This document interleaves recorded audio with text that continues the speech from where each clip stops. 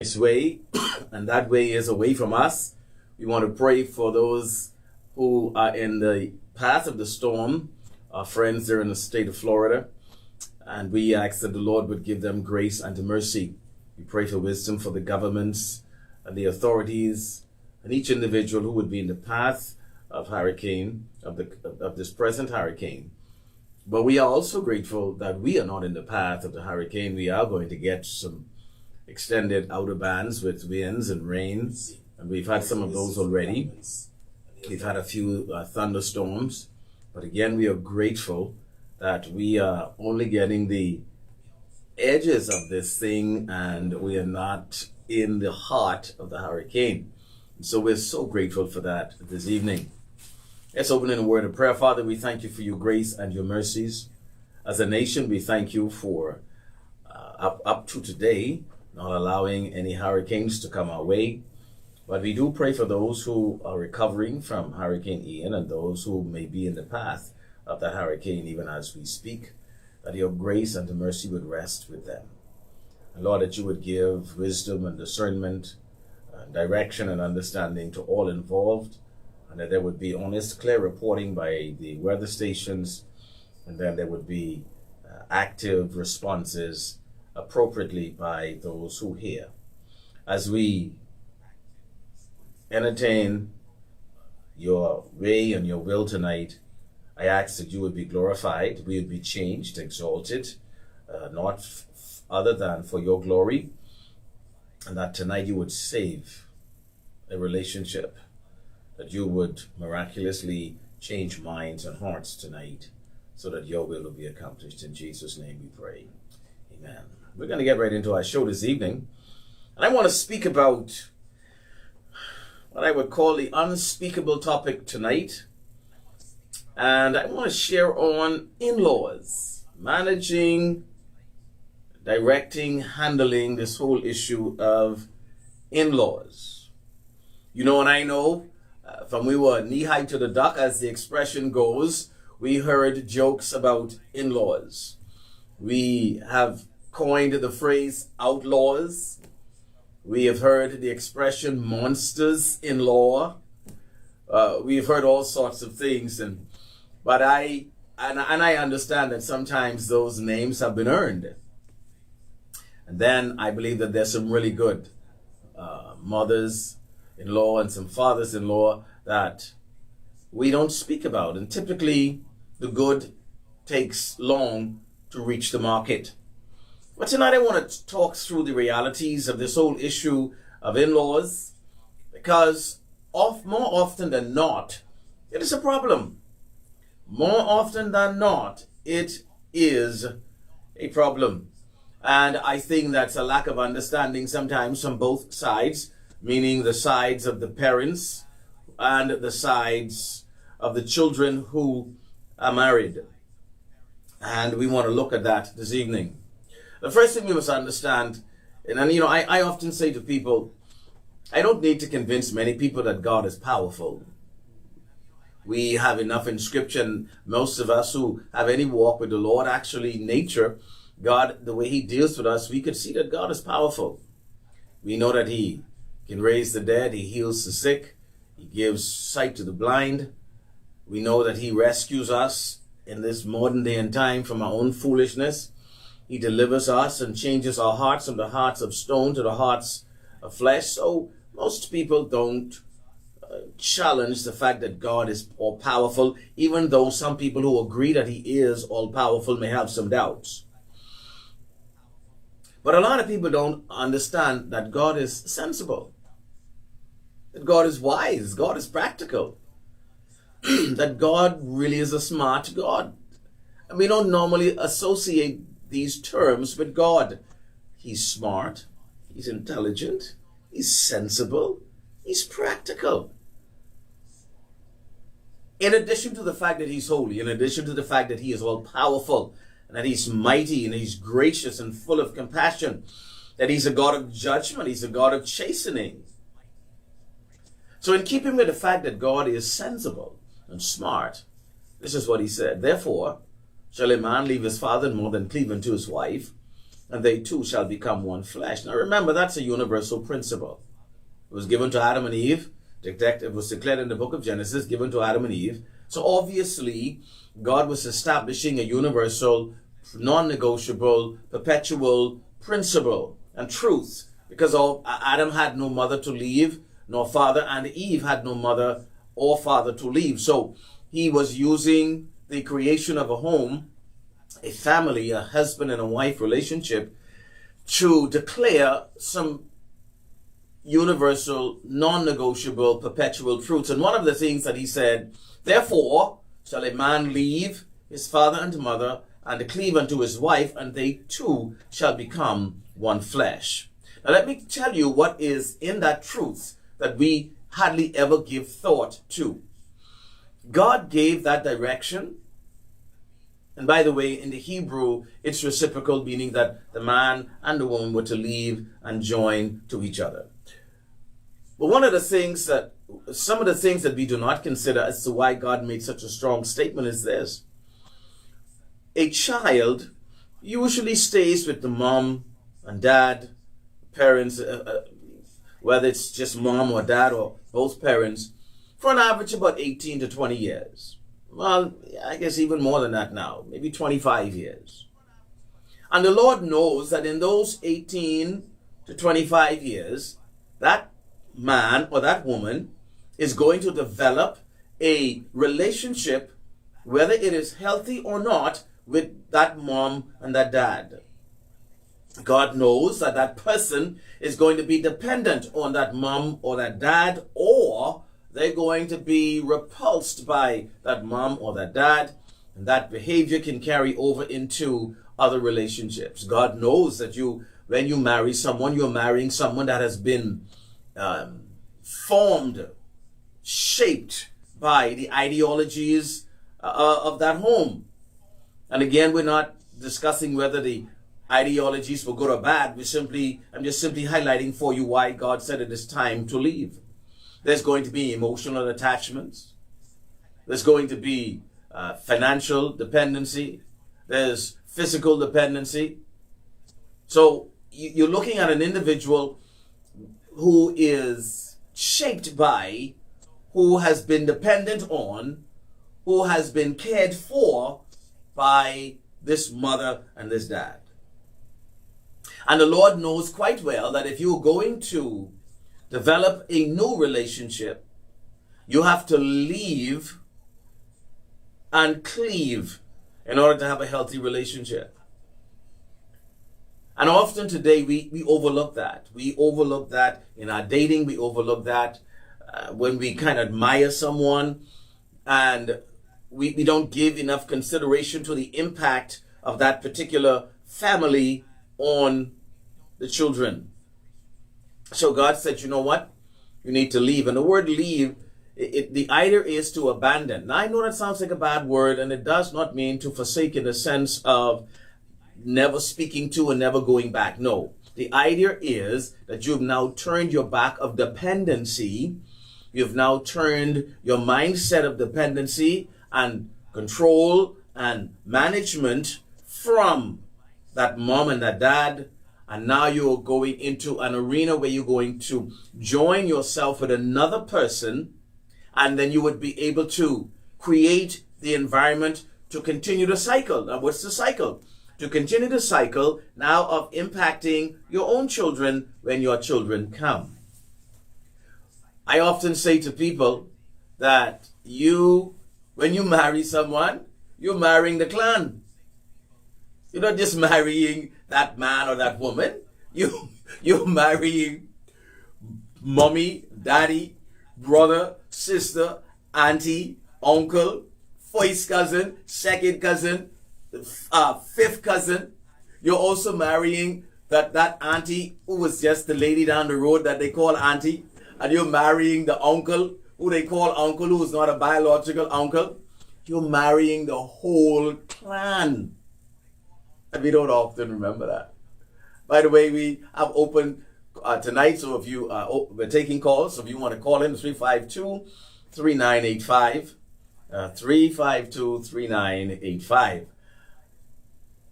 So remember, when you marry someone, you're marrying a clan. You're marrying that influence of that mom, the influence of that dad. You're marrying the whole shebang. Let me tell you the mistake that we make. Often, well, I'm going to divide this segment into two. I'm going to speak about those who become the sons and daughters-in-law and how that is to be managed. And I'm going to speak about the mother and the father-in-law and how that ought to be managed. But what are the things that I want you to consider? Now, I'm speaking now to those of you who are in love and you want to marry this guy or you want to marry this girl. I mean, they swept you off your feet. They mesmerized you. You were so in love that you are blind, deaf, and dumb. Emotionally and psychologically, you're just living on cloud love. But you hate the mommy. You don't like the daddy. You don't like the brother or the sister because they irritate you. And maybe the irritations are legitimate. So in your head, what you're thinking is that I can marry this guy or this girl, but I will take them away from the clan. I'm going to isolate them from the clan. I'm going to keep them away from whatever. What you're not thinking about is that same person that you want to marry and take away is still attached to that clan. There's still an emotional attachment. There's still sometimes physical dependency. Sometimes there's financial dependency. Sometimes it's just a great care. And above that, sometimes it's just, I just love my family. I love my mom. I love my dad. I love my brothers. I love my sisters. I love all my first cousins. And so you're now trying to do something that's going to cause some problems down the road. And I consider this a deal breaker because there are some moms who are controlling. They are ridiculously controlling. There are some dads who are controlling. There are dads who will manipulate the scene and the situation to keep the child or that son or that daughter dependent on them. So you do have some of those. You do have sometimes where parents are so wrapped up into their children that they can't even think about letting them go. How about this? Have we not all heard this? Well, I'm losing my son today, or I'm losing my daughter today. And I'm trying to figure out why. I thought you're gaining a son or a daughter today, not losing. You see, so the whole culture, the vernacular that's used in reference to marriage and this crossing the line of families and the blending of families after a marriage almost always is negative. No, when your son gets married or your daughter gets married, you are now getting a son or a daughter. You're not losing a son or a daughter unless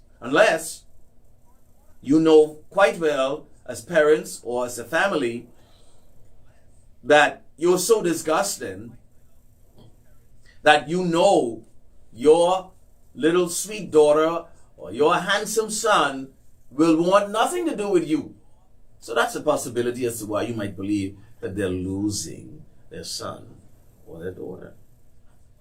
So let me now help you to understand some things. I want to speak now from the angle of the son and the daughter-in-law, or the daughter and the son-in-law. Again, we have open line tonight, 352-3985. If you want to jump in with this conversation about in-laws, please feel free, and we would entertain your call.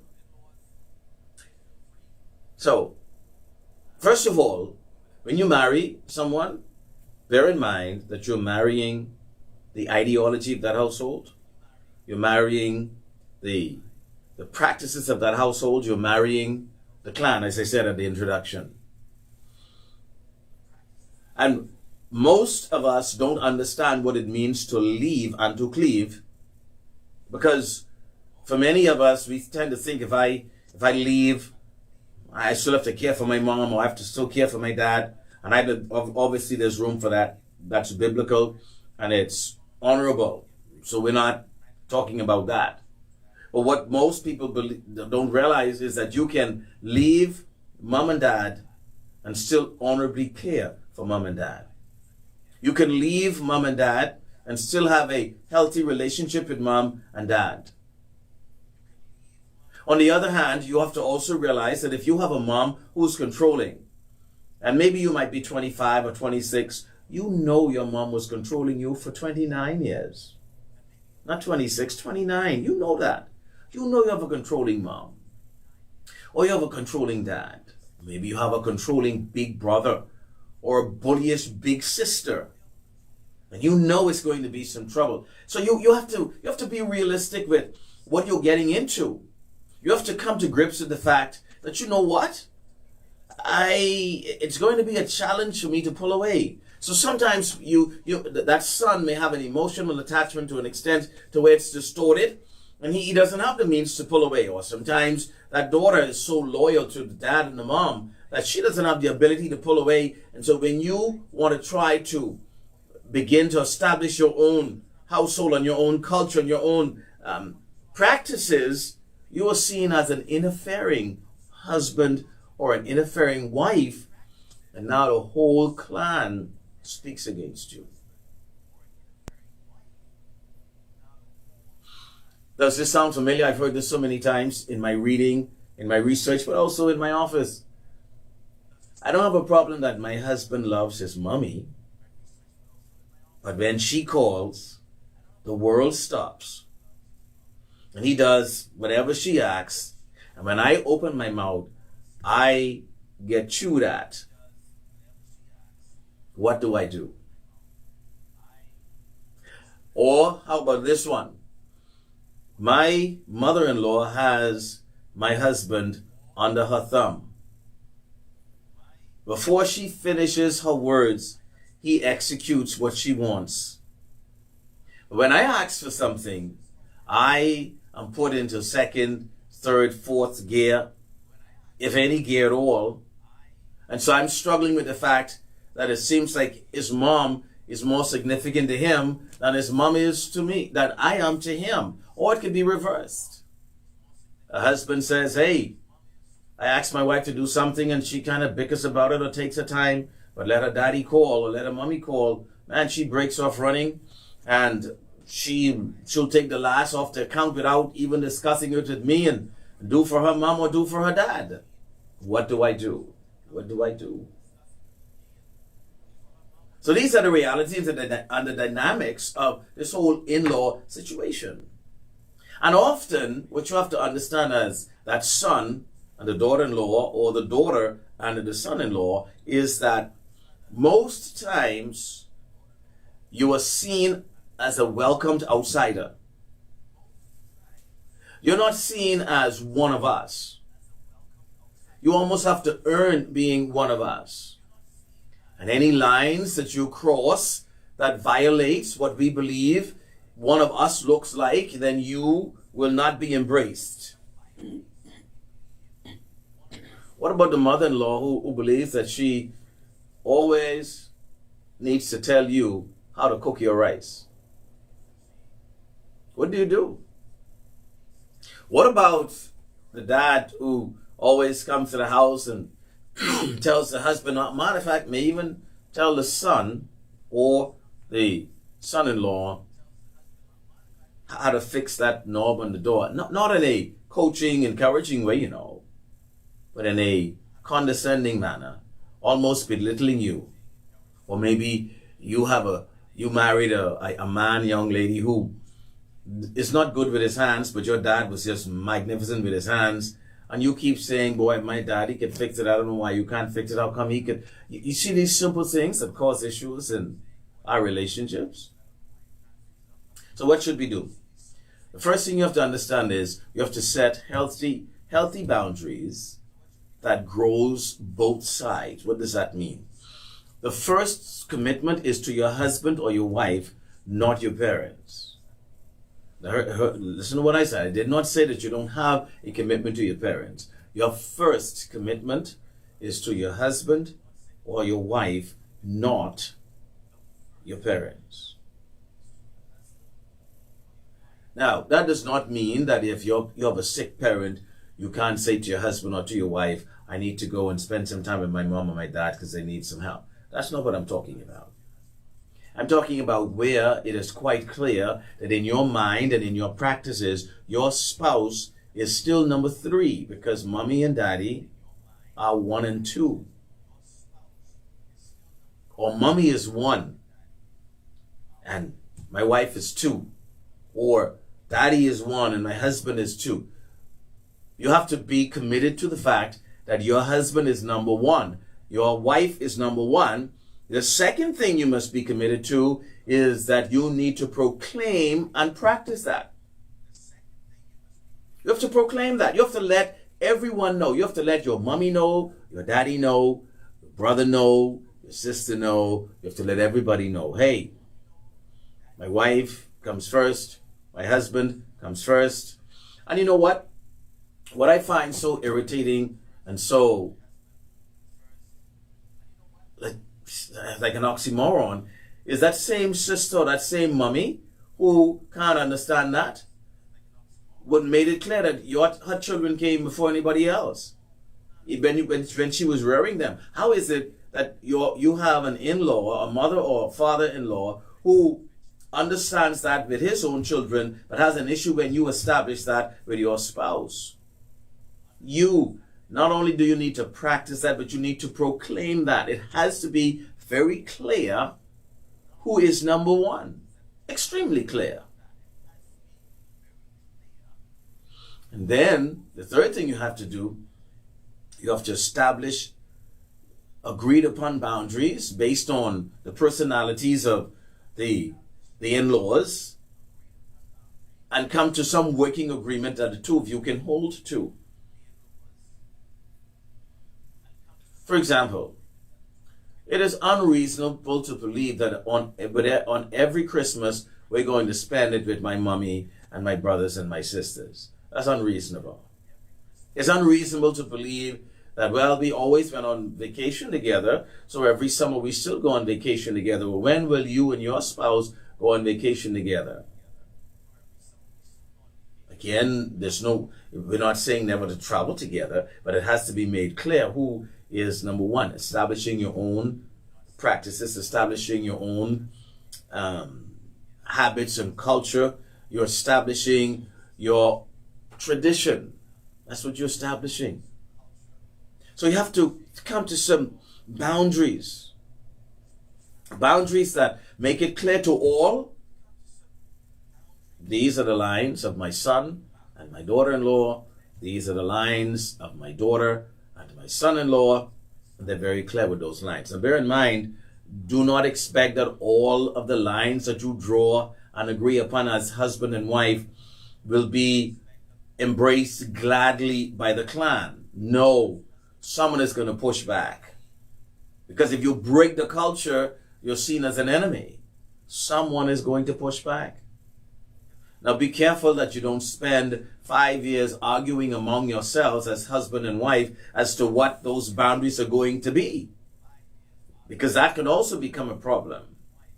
And usually what happens is if you have struggles coming to drawing some kind of boundary lines, keep in mind, husband or wife, that your husband or wife, whoever is the one with the problems coming to some agreement, is still emotionally attached, or maybe out of fear.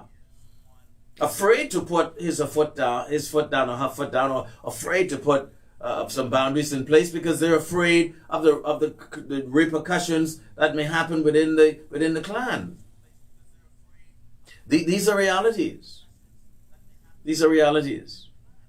And then the other thing that you must keep in mind is this: you must graciously, hear me now, not in a rowing sense as we say in the Bahamas, not in an arguing sense. You must graciously say to your clan, as is necessary. Now, you don't need to call a meeting and say, now we just got married and 5 years ago now, and we are going to have a meeting and we want you to know what all of our rules are. That's not necessary. That's not necessary. I think we have a caller. Go ahead. Good afternoon, Pastor Beckles. Hi.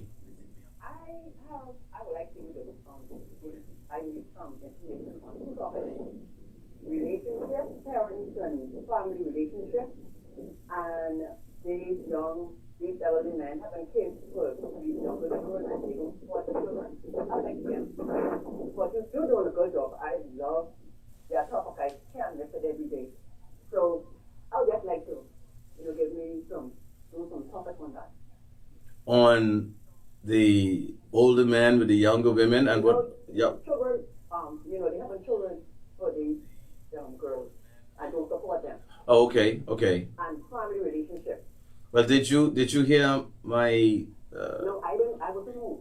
I didn't listen to the radio. Okay, I did two sessions on manhood, where I covered that. You can go to Essentials, Relationship Essentials on the YouTube page. Okay. And you can look that up. It's called Manhood, and one is entitled A Nation in Trouble. I covered both of those issues. But you're doing a good job. I enjoy it. Thank you so much. You're doing a good job.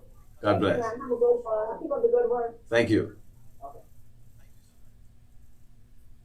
Yes, if you miss any of the programs that we've done since we started, you can view all of them on the YouTube page, Relationships Essentials. And as I said to the lady that was just on, I did two sessions, one on what is manhood and another one on this issue of a nation in trouble. And in both of them, I addressed the matter of children, men not taking care of their children. But again, we will be more than happy to repeat some of those topics, just stressed differently. Again, our number is 352-3985. So, in declaring where you stand, I'm still addressing the son and the daughter-in-law or the daughter and the son-in-law. You don't need to call a meeting and send out notices to come to our meeting to hear what our rules are. In your everyday living, you'd simply declare your rules. For example, someone may say to you, well, Susie, let's go out tomorrow. Well, no, my husband and I have already decided that we're going to do A and B. But you always with him. That may be true, but I made a commitment to him and I'm going to keep my commitment. See, if you just make a simple statement like that, they'll get it. After a while, they'll get to come to realize it. You have to make it clear that my husband, my wife is number one, but expect a pushback. Expect a pushback. The other thing that you must keep in mind too is if you do have a spouse who is what you would call controlled by his parents or a parent, then you need to sit and share with your spouse how that impacts you and your relationship with your spouse. And we're not talking again about, we're not speaking about an argument. We're speaking about two people who are intelligently concerned about the quality of their relationship. Now, I realize too that it may get a little heated, and it may be a little offensive, or what is said or what is perceived. So I understand all of that, and I appreciate all of that. But there has to be what I call meaningful, beneficial conversation that goes on when these types of things occur. The other thing I want to say to you also is this: encourage your spouse to be good to his parents. Encourage your spouse to be good to her parents with boundaries. Make no effort to isolate your spouse from his or her clan. Don't intentionally isolate. Again, we're talking about boundaries where reasonably you cannot spend all your time there. We know that. Reasonably, you can't go on every trip that they want to go on because we have other obligations and commitments. But encourage that. Never discourage your spouse from honoring his mom, honoring his dad, honoring his parents especially. Never discourage your spouse from interacting with his or her siblings. At the same time, though, every clan has a bad apple. Every clan.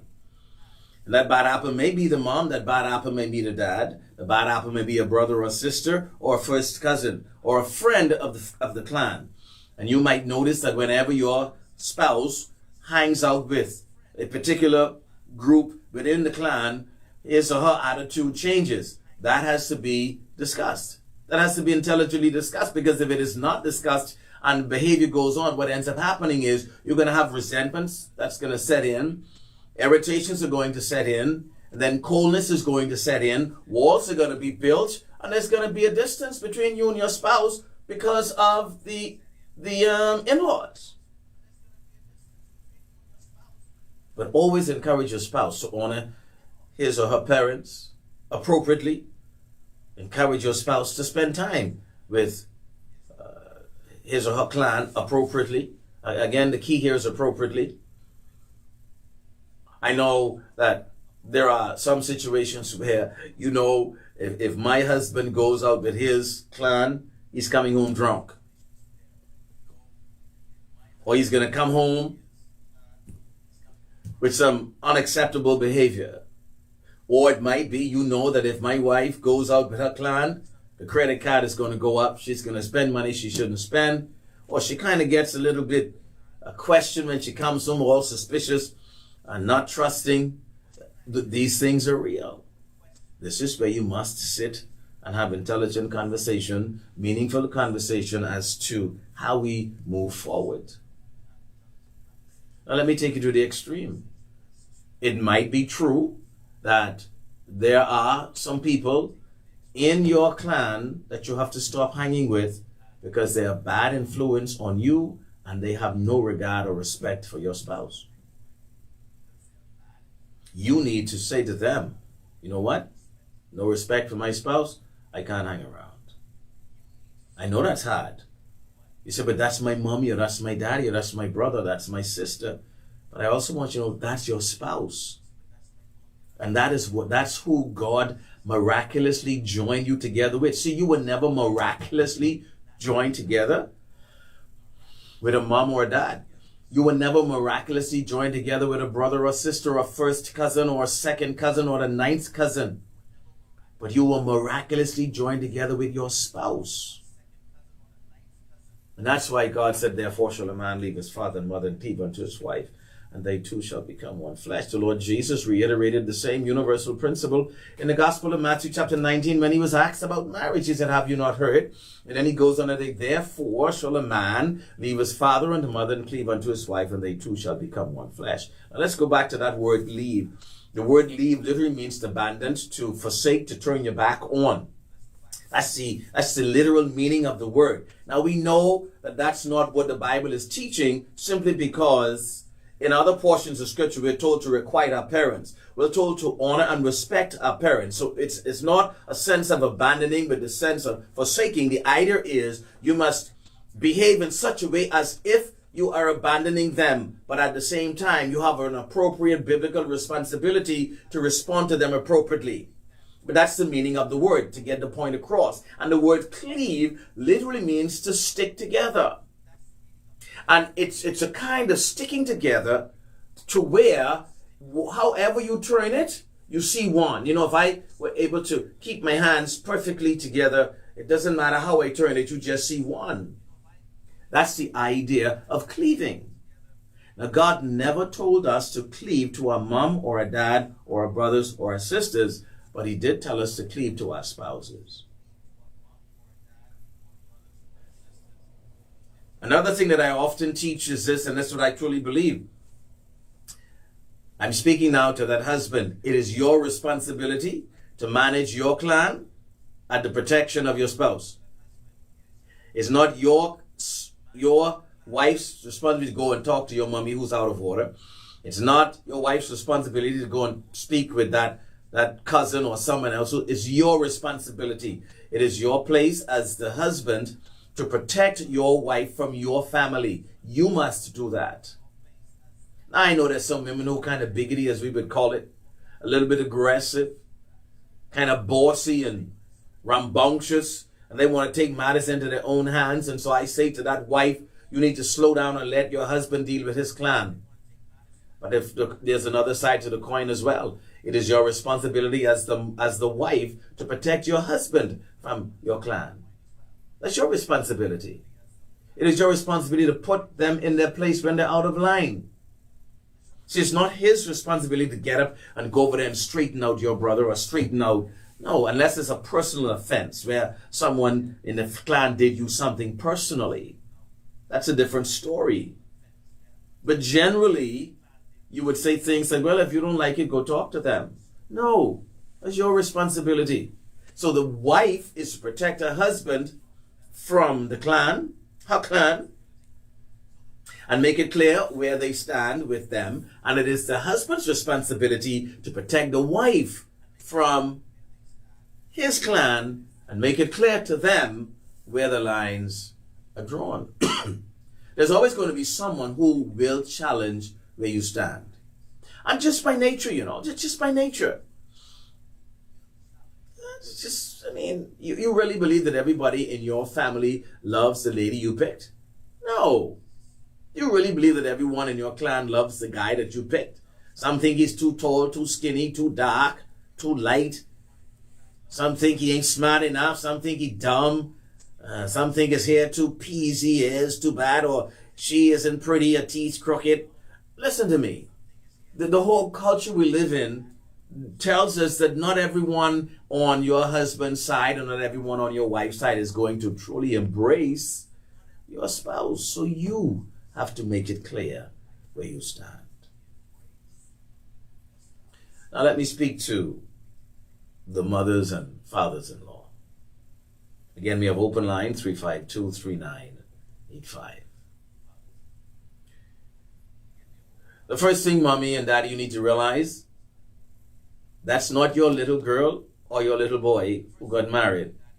That's a man who's your son, or a woman who's your daughter who got married. You must see them as respectable adults.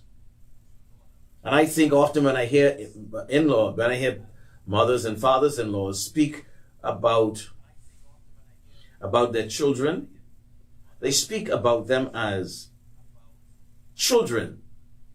And I often say to adults, your child is your child, but your child is not a child. That's your child, but he's not or she's not a child. Your child is an adult. Your child is adult man or an adult woman. And you need to see your child as an adult, not my baby, not my last born, not my first baby. No, you need to see your children as adults. If they're adult enough to get married, you need to see them as adults. And they may not behave like adults, but you need to see them that way. Number two, you need to examine how controlling am I? That's the question you must ask. To some extent, every parent is controlling. To some extent. Obviously, some more than others. And then you need to remember your mindset. Why do you want to control? And really deep down, sometimes it's a matter of jealousy, especially with the moms. It's just a matter of jealousy. Someone has your boy. Son or daddy, someone has your girl, and you can't even fathom that. And so what ends up happening is really, you're really on the path to have a negative mindset toward your son-in-law or your daughter-in-law. So why are you controlling? And if you are, you need to back off. The third thing you must remember, if you continue to interfere, your child's marriage is going to break up. If you continue to interfere, you will find that your child will not have a healthy, growing, beneficial marriage. Is that what you want? You need to learn, mommy and daddy, when to speak. I know when I have two children who are married, and my wife and I go, I always let her know this is their house. You don't need to say anything. We will just respect where they are. whether we like what they do or don't like what they do. I'm talking about, especially in housekeeping, you know. Let me tell you how controlling this thing is. You have some children who are married that if mommy or daddy said they're coming by, and they freak out because they have to go home and clean up the house. Because I know what mommy's going to say or daddy's going to say. Is it that bad? So what if the house is dirty? It is what it is. Sometimes that happens. And I'm not encouraging a dirty house. All I'm simply saying is, why do you have to get so panicky if mommy is coming by or daddy or your parents are coming by and you need to run to clean up the house, wash the dishes, iron the clothes? I know mommy go have to make sure the bed is pulled straight. That's control. That's what that is. And mommy and daddy, you need to let them know it's your house. You run it how you want to run it. We're not talking about moral issues. We're not talking about right and wrong here. We're talking about just preference. Hey, okay, that's how you run yours. You run yours. So in-laws, you need to realize you need to keep your mouth shut. Just keep your mouth shut. You sit to the table, and right off the bat, you say, "Oh, this rice smell like this is burnt." Okay, everybody smelled it. You don't think your daughter-in-law who cooked the rice or your daughter who cooked the rice could smell it just like you? Do you have to announce that the rice smelled burnt? Well, you didn't put much seasoning on the chicken. Well, just simply pick up some salt and sprinkle some salt on your piece of chicken. See, as simple as these things are that I'm saying, these are destroyers. That's what they are. They are like, what's the term that we use in the war? When you have the little mines in the road where they cover them up and drive on them. Anybody, the term will come to me. That's what they are. You have a little mine here, and you go down the road and you drop this mine, cover it up. The rice tastes bad, or it would have been really nice if you had chocolate cake and vanilla ice cream instead of chocolate cake and chocolate ice cream. Just little simple things. You don't need to. I think you get the point. Mommy, daddy, you just need to learn to keep quiet. Because many times what you're doing is you're not helping. You're not helping.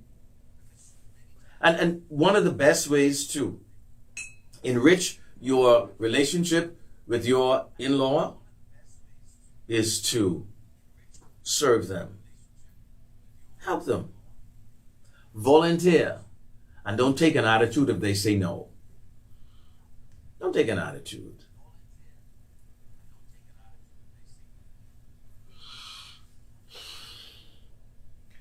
You need to know when to speak and when to keep quiet. Now, there is a time to speak, and there is a time not to speak.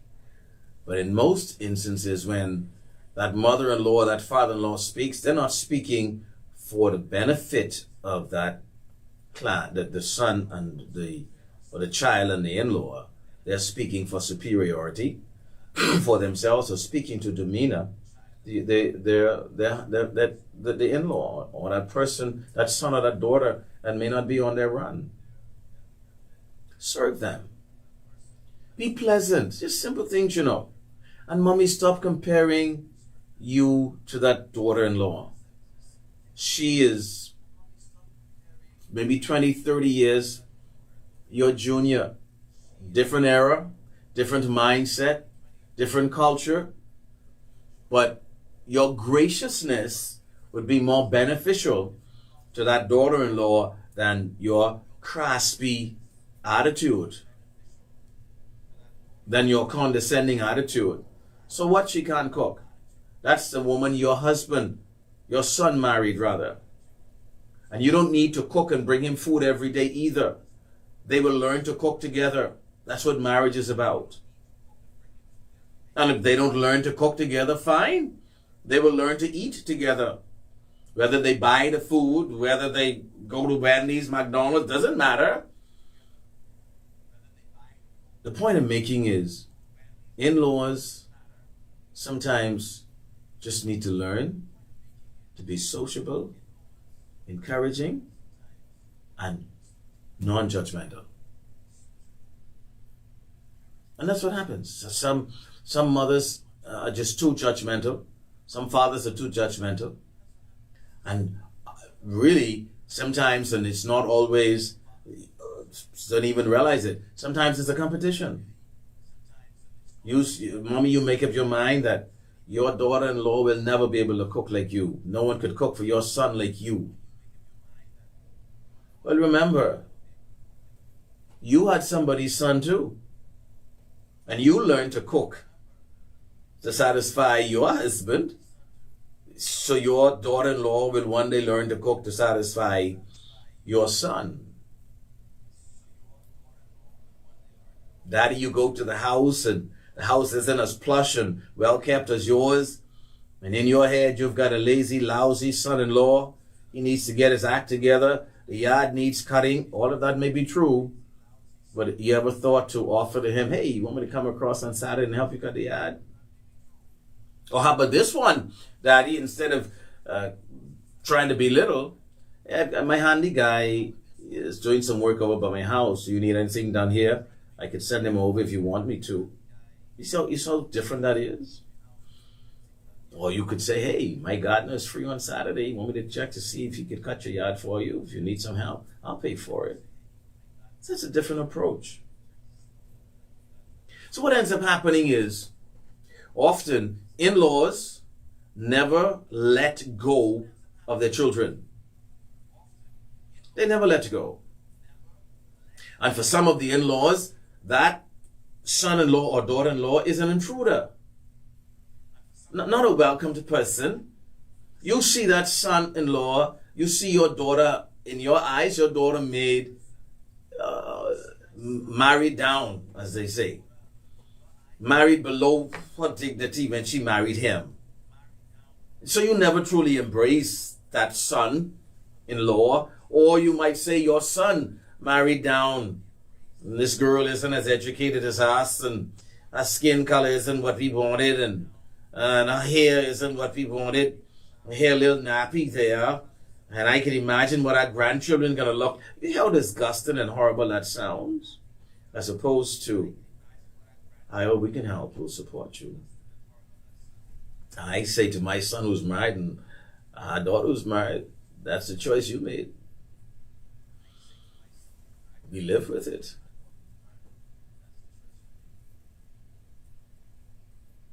And that's what it's supposed to be.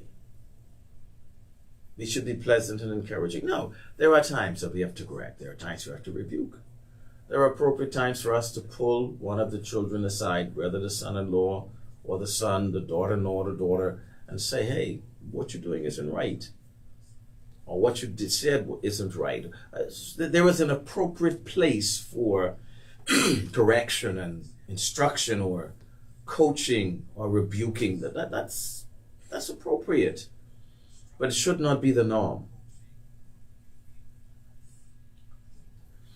So what ends up happening is, one of the reasons you have so many issues within the confines of marriage in the context of in-laws, really, boundaries are crossed that should never be crossed. Now, sometimes in defense to that mother-in-law or that father-in-law, they cross the line with no malice intended. They cross the line with no intent to injure. And that's where, again, you have sensible, meaningful conversation. But what usually happens is that the daughter-in-law gets offended and she cops an attitude. And the son or the son-in-law gets offended and he cops an attitude. And that attitude is copped against that mom or that dad who had no idea that they crossed the line that should not have been crossed. And again, this is where we don't have meaningful, intelligent conversation. So here's a challenge. It is a challenge. But I say to you, think about it. You're living with that guy's you're living with the son of that man and that woman. And so there's a particular relationship that's been developed there. And you're living with the daughter of that man and that woman. So obviously, that little triangle there is going to be precious and special between the mommy and dad and the son, mommy and dad and the daughter. And I think that should be encouraged. But at the same time, it has to be healthy. It has to contribute to the wellness of the family, of that husband and wife. And that's why I said to you, God is very smart and intelligent and down to earth and practical. He knows. He knows that you cannot have, and I know often in my practice I would say to someone who's getting married, where are you going to live? What are we going to live with my mommy or with her parents? And I'm thinking, oh no. And then they said, we're going to do it because we want to save some money. And my answer always is, if you need to live with them to save money, then you need to wait to save the money and then get married. Because usually a lot of damage is done right there. Right when you go to live with your in-laws. A lot of damage is done. Because I say to you, son-in-law, how are you going to run the roost in another rooster's house? Man, you can't do that. You cross the wrong set of lines and you could be out of the chicken coop. And then mommy, the daughter, how are you going to run the roost? Are you going to rule as a queen? When you can have one queen in the house. You can't have two. So usually when you find you live with your in-laws, I'm talking about it by voluntarily living with in-laws. I know we all have adverse circumstances and situations, and that's not what I'm referring to in this particular instance. I'm referring directly to where you choose to live with your in-laws or live with your parents after you get married. You're asking for trouble. Just simple irritations become exponentially explosive. Simple misunderstandings, because you all see each other differently. And God intended that the family be extended, not isolated. And many situations exist today where there is high tension between mommy and daddy and son-in-law, mommy and daddy and daughter-in-law. High tension. And then, sometimes too, the daughter just does not like her husband's parents. That's just the bottom line. No justifiable reason. I just don't like that. I just don't. I don't like your daddy. I don't like your mommy. Now, how do you tell your husband that and expect to have connection and intimacy there? That's kind of odd. Or you have a guy who say, I never liked your daddy. Your daddy, I never liked your mommy. Your mommy just, her mouth too hard. She nosy. Always interfering in our business. It's hard to say to someone that you're trying to build a relationship with, and I don't like someone who is significant to them, like a mom or a dad. And these are dynamics that we deal with every day. Every day. Then you have some mothers and dads who are never wrong. They're wrong, but they're never wrong. And they're wrong, and they would never be the ones to go and say, I was wrong, please forgive me, or I was wrong, I'm sorry, whichever is appropriate. You can't have an exalted attitude as a father-in-law or a mother-in-law, because there are times when you are wrong. And for the sake of your own peace and sake of what is godly, and for the sake of what is right, you need to go and say, you know what? I crossed the line with you the other day, and I'm sorry. I was wrong. Please forgive me. But you know how our culture goes. Well, I'm the mommy, I'm the daddy. They have to come to me to straighten that out. I'm not going to them. That sounds a bit childish to me.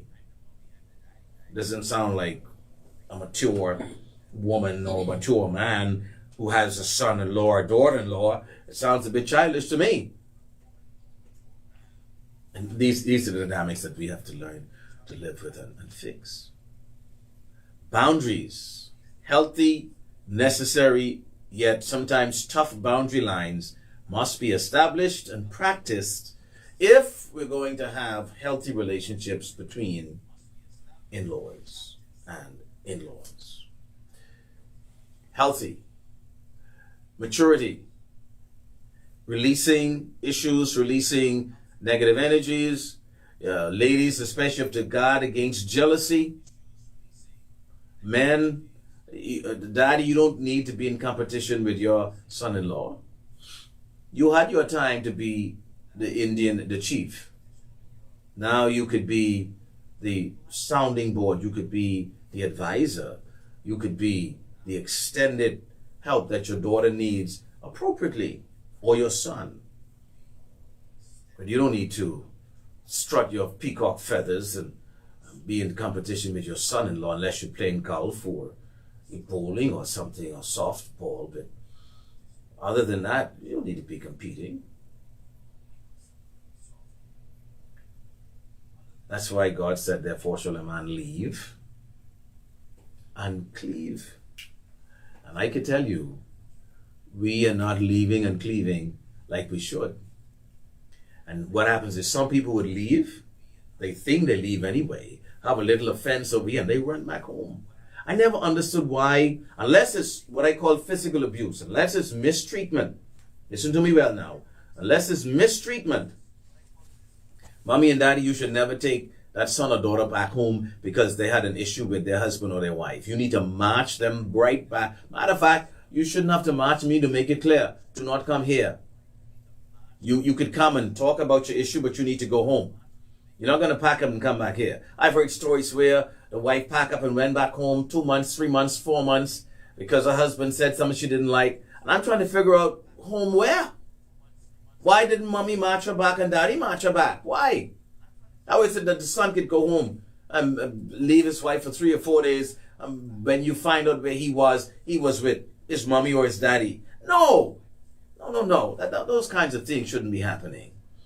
You need to make your son stand up and be a man. You need to make your daughter stand up and be a woman. You're woman enough to take a man. You need to be woman enough to keep your man. You're man enough to take a woman and be man enough to keep your woman. And yes, you have issues. Yes, you have these things. Now, if you talk about physical violence, then I agree. Hey, get out of there and go home. But in many instances, that's not the case. You're so attached to mommy and daddy and so irritated by your spouse that you will run home quicker than you would run to your own spouse. Just want to quickly recognize our sponsors. Caring Hands Academy, located at the City of Life, Farmer Bowling Alley, East Sunrise. CAD, that's the home care supplies, for any medical supplies you need, any convalescing issue, help you need, pressure stockings, walkers, wheelchair, located in the Raven Mall. They can be of great help to you. And then Life Bible Institute, if you really want to know more about God and grow in your, let God grow you as you increase in knowledge, Life Bible Institute is for you. You can get any course you want to sharpen your skills and make yourself more available to be used by God. 352-5266 is where they can be contacted. Are you a good in-law? That is, madam, are you a good daughter-in-law? And sir, are you a good son-in-law? Mommy, are you a good mother-in-law? And daddy, are you a good father-in-law? We need healthy relationships between the next generation and the former generation if we're going to see healthy relationships thrive in this country. And one of those areas is this issue of in-laws. Don't keep grudges. And yes, you may be a woman and you resent your daughter-in-law. Ask God to help your heart change tonight. You may be a dad and you literally hate your son-in-law.